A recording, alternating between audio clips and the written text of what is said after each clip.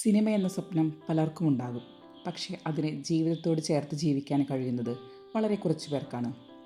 അത്തരത്തിൽ തൻ്റെ കലാപ്രതിഭയും പഠനവും വ്യക്തിത്വവും ഒരുപോലെ മനോഹരമായി കൈകാര്യം ചെയ്ത ഒരാളാണ് സുരഭി സന്തോഷ്.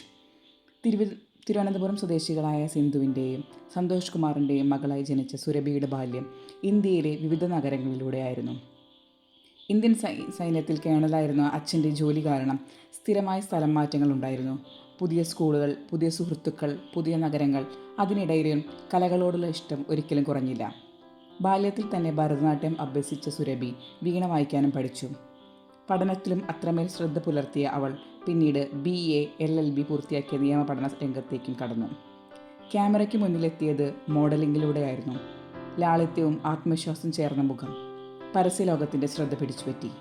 വാഗ്ബാക്രി ടീ, പോത്തീസ്, M4 മാരി പോലുള്ള ബ്രാൻഡുകളുടെ പരസ്യങ്ങളിൽ പ്രത്യക്ഷപ്പെട്ടതോടെ സിനിമയിലേക്കുള്ള വാതിലും തുറന്നു. അവളുടെ ആദ്യ സിനിമാ അവസരം കന്നഡ ചിത്രമായ ദുഷ്ട ആയിരുന്നു.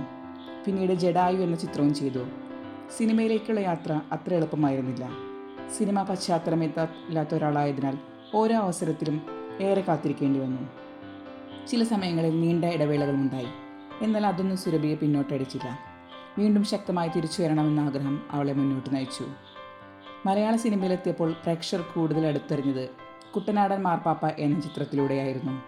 അതിനു പിന്നാലെ Kinavalli, an international local story, my great grandfather, night drive, Padma തുടങ്ങിയ സിനിമകളിലും ശ്രദ്ധേയമായ വേഷങ്ങൾ ചെയ്തു. വലിയ ഗ്ലാമർ പ്രകടനങ്ങളിലൂടെയല്ല, സ്വാഭാവികതയിലൂടെയാണ് സുരഭി പ്രേക്ഷകരുടെ മനസ്സിൽ ഇടം നേടിയെടുത്തത്. സിനിമകളോടൊപ്പം ടെലിവിഷനിലും സുരഭി തൻ്റെ സാന്നിധ്യം അറിയിക്കാൻ തുടങ്ങി. പ്രത്യേകിച്ച് പവിത്രം സീരിയലിലെ വേദ എന്ന കഥാപാത്രം കുടുംബ പ്രേക്ഷകരുടെ പ്രിയങ്കരിയായി മാറ്റി.